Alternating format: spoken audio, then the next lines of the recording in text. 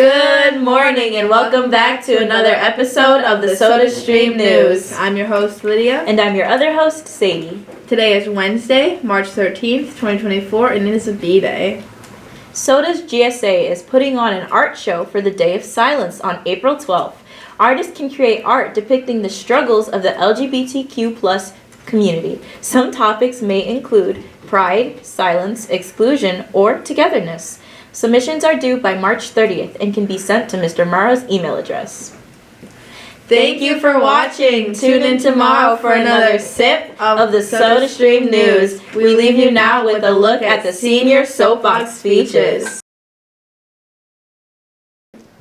Well, cobalt is used for batteries and to power cars, computer, engines, iPhones, and more than 70% of it comes from the DRC. So you see, DRC is a technological powerhouse, but it's actually one of the poorest countries in the world. Surprise.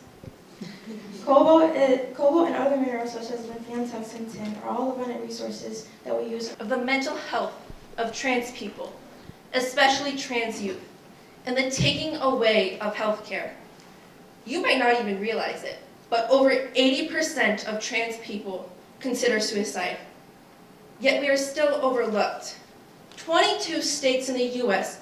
currently ban gender-affirming care for at minimum of trans youth.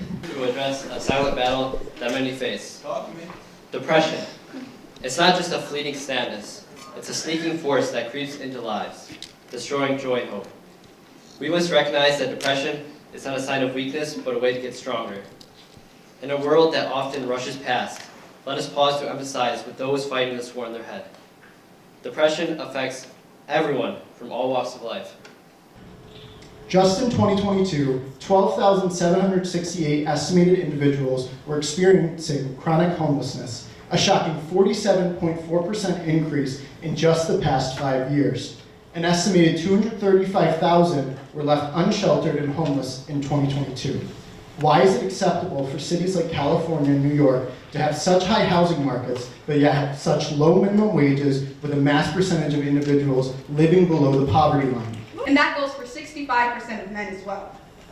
Comparisons not only cause mental health issues, but body issues that lead into these eating disorders. The media puts a large amount of pressure on us to meet a certain social and cultural standard of beauty, which can be very unrealistic. The more we're exposed to these unrealistic ideals, the more we feel we should look that way. And if we don't, we feel as though we don't belong. 10,200 deaths each year are the direct result of an eating disorder. That's one death every 52 minutes. Americans didn't have access to loans so that everything could be fine. No, they were given broken pencils, scribbled on paper, and were still expected to write. The segregation of our metropolitan areas today leads to stagnant inequality because families are much less able to be upwardly mobile when they're living in segregated neighborhoods. Imagine a world where it doesn't matter who you are or where you're from, you have equal rights and opportunities. To have this world, we need to start working on the immigration process, make it more available for all languages, make it accessible for people with disabilities, make it more affordable. Why do they have to pay to get their papers processed? Just to be rejected. There are so many laws for immigration, but they're not clear and can be interpreted in many different ways, depending on the political party in office.